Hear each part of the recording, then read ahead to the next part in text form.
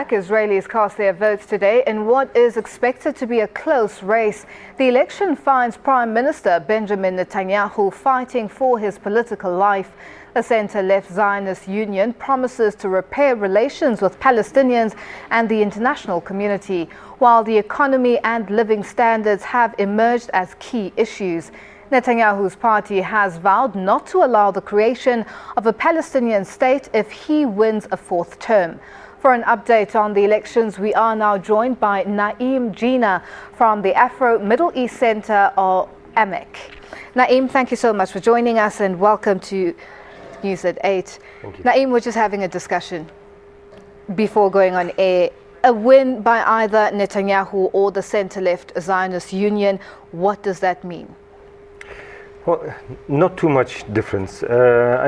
Firstly, that whichever one of those two parties, the Zionist Union, which really centre-left is not a good way of describing it. Almost all the parties that we're talking about are really right-wing parties. But whether it's the Zionist Union or Likud that gets the highest number of votes, there'll still be about 35 votes short of a majority. Assuming that one of them gets 25 votes. So a new government will have to come out of a coalition. At the moment, it seems like Netanyahu's Likud party has a better chance of forming a coalition government, but that's kind of up in the air a little bit.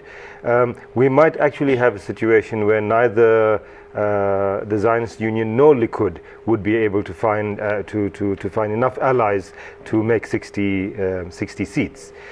In that case, you have either a serious problem, or you could have a coalition between Likud and the Zionist Union. So any of these scenarios are possible.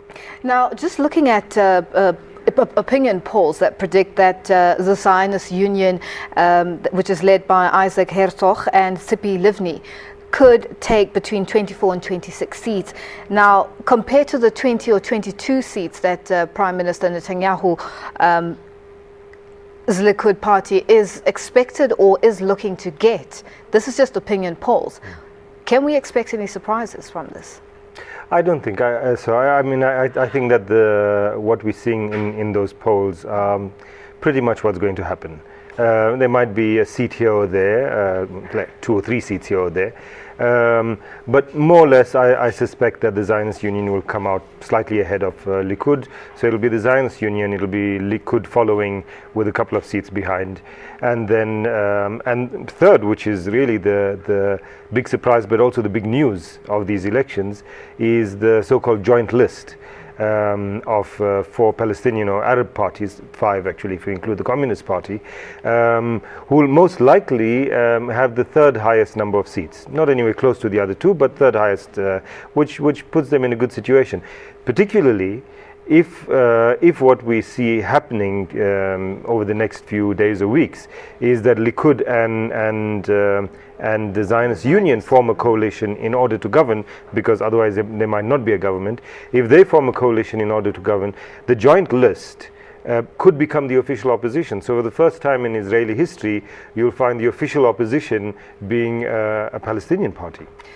Creating a scenario, if Netanyahu is not re-elected as Prime Minister, what does this mean for internal and foreign policy, especially on the foreign policy?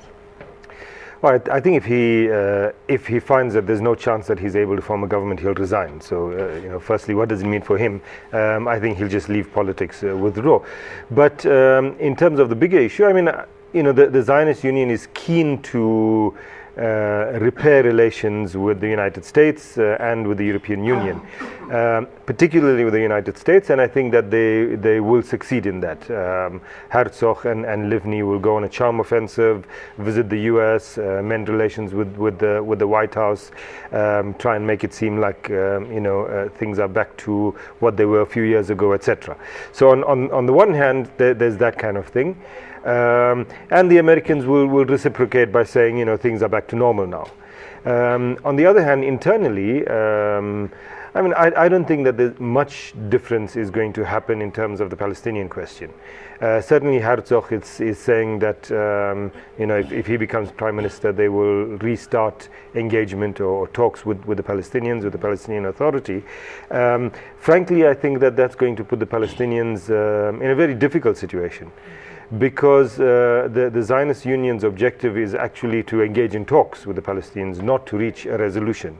So they'll engage in talks, or they'll propose talks. From the Palestinian perspective, they're not going to have an option but to accept, knowing that it's a trap, and talks have been going on for the past 20 years with no outcome, except that the lives of Palestinians have become worse.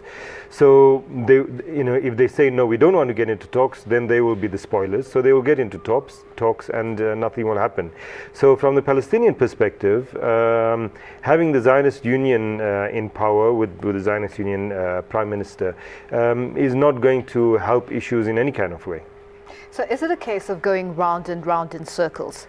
Because just touching on that fact that over 20 years this has been going on, seemingly what is the real solution to the Palestinian issue, which seems to be one of Netanyahu's biggest fears, that there will be talks of and a probable development of a Palestinian independent state?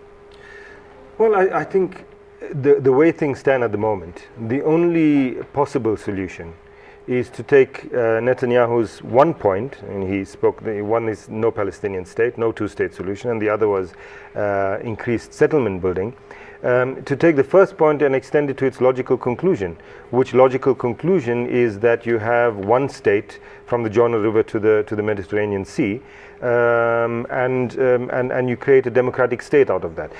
Effectively, that's what we have. We have one state, one authority, which is the Israeli government, which rules over that whole piece of land, and a part of the population, about half of the population of that land, are deprived of their rights. So that really at the moment is the only solution. The two-state solution, whatever people might say, there's no plausible way in which it can succeed right now. Whatever we might have said 2 years or 3 years ago, right now that's dead in the water. Just in wrapping up, Naeem, when should we expect results to start trickling in, and when should we expect the final results to be announced? Exit polls will be out tonight, so we can expect the beginnings of results tonight.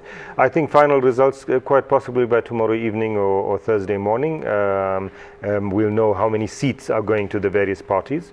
How long will it take to form a new government? That's an open question. Naeem, thank you so much for joining us. That was our studio guest, Naeem Jeenah, giving us the latest on the Israeli elections live in studio. Sports news coming up after the